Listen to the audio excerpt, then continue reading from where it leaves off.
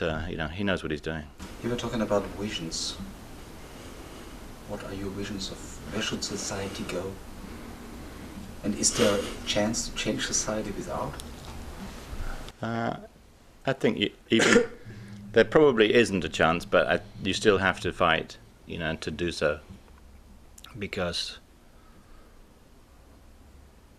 I don't know, this is a philosophy question. I don't know if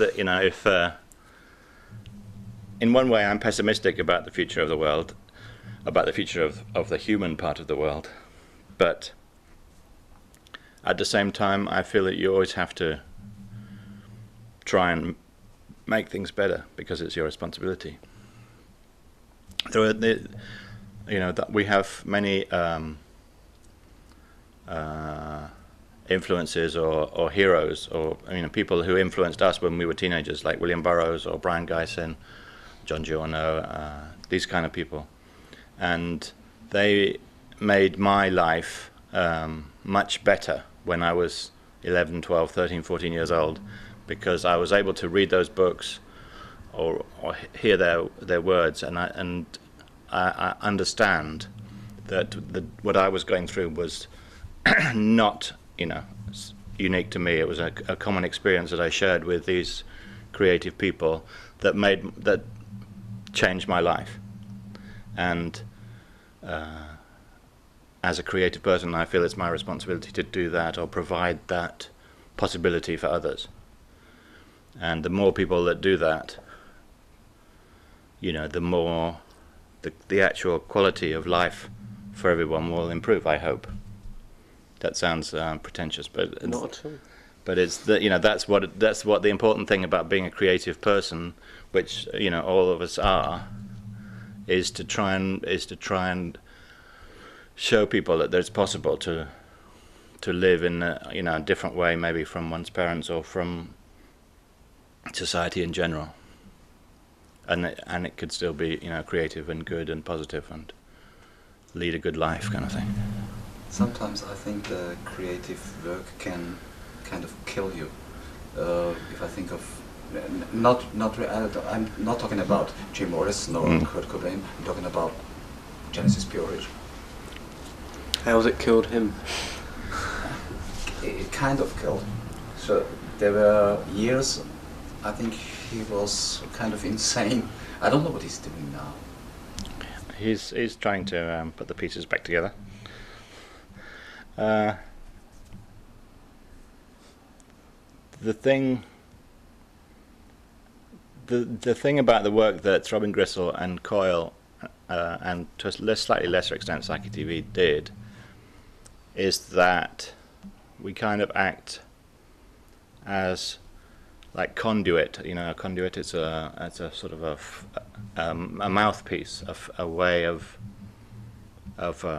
passing information that we feel back to the audience, and it's oftentimes it's quite spontaneous, and it's very deeply felt.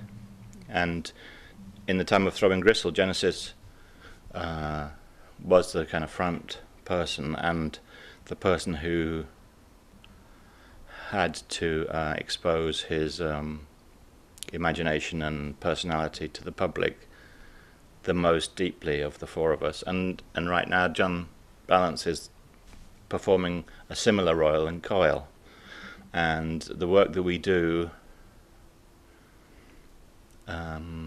is very demanding of the person, because it's not like you just have to show up and sing songs. You know, the people who do that have to show up and reveal the inner workings, their inner sort of soul, if you like. And revealing one's soul in public over and over is, you know, can kill you. You're right.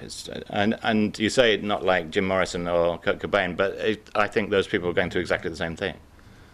You know, and obviously, you know, people have personal issues at the same time as well, which makes the job harder. And you know, it's not for everyone. Sometimes you know, it would be easier if you were working in a shop or in a factory or in a gas station, because you wouldn't have that danger of being exposed to the public view, you know, repeatedly. That's why there are not many groups or not many bands that do it the way we do it, because it's too demanding, you know. And it's much easier for a singer just to show up and sing the lyrics. Who is doing it your way? Boyd Rice? Boyd does sometimes, I guess, yeah. Yeah, all that's most of that kind of stable of genre people do it to a greater or lesser extent. And different artists, I mean, in a way, you know, I think that Nina Simone probably does it more than Nick Cave. I don't know. That's just from my vision, I don't know. But there's another guy who did work with you, Mark Almond. mm-hmm. Still in contact? We speak to Mark every now and again, yeah. We're hoping actually to do a new record that's kind of an anniversary release of Our Tainted Love, because that was the first record that, as far as we know, that actually provided money for people with AIDS.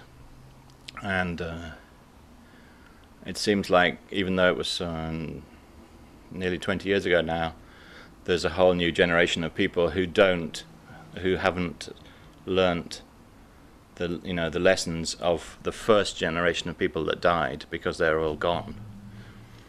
And so lots of young people have unsafe sex and don't, because they think either they don't know or they don't care, or they think that, you know, the advance in medication and health is enough to protect them, which is not true. So we're interested in doing a new release, possibly with or without Mark, I don't know, that tries to bring this information to the public, and also brings it back into the present, into the public eye. You were doing several pop songs in your special way, cover versions, not only Tainted Love, also Who by Fire, mm-hmm. and yesterday Bang Bang, yeah. To me, this Cher song.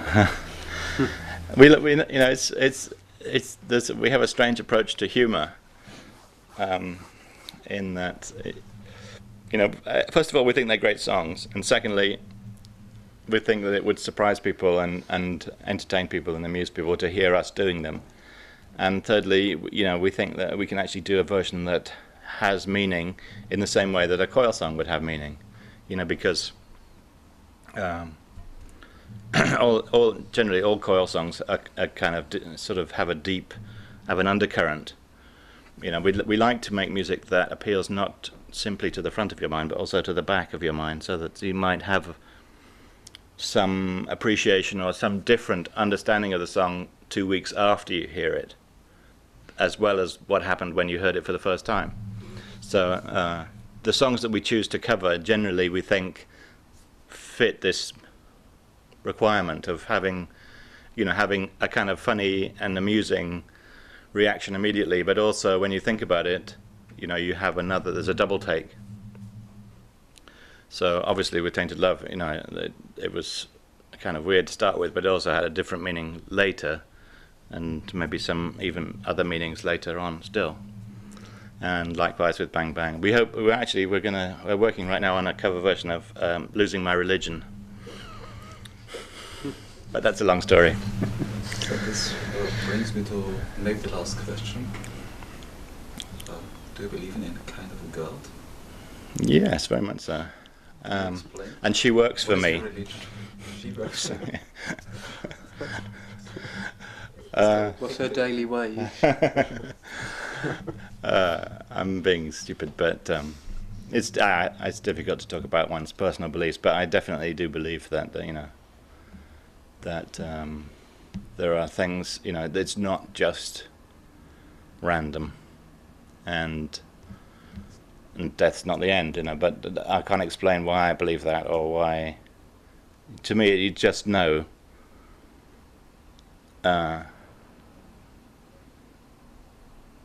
You know, it's like ritual. Everybody, you know, thinks that these things are outside ourselves, or that, you know, that the church is something that is up there on the hill, and you have to do what they say. but it's not. You know, it's inside, and you have to just listen, and it becomes obvious. So thank you very much for spending time. Thank you.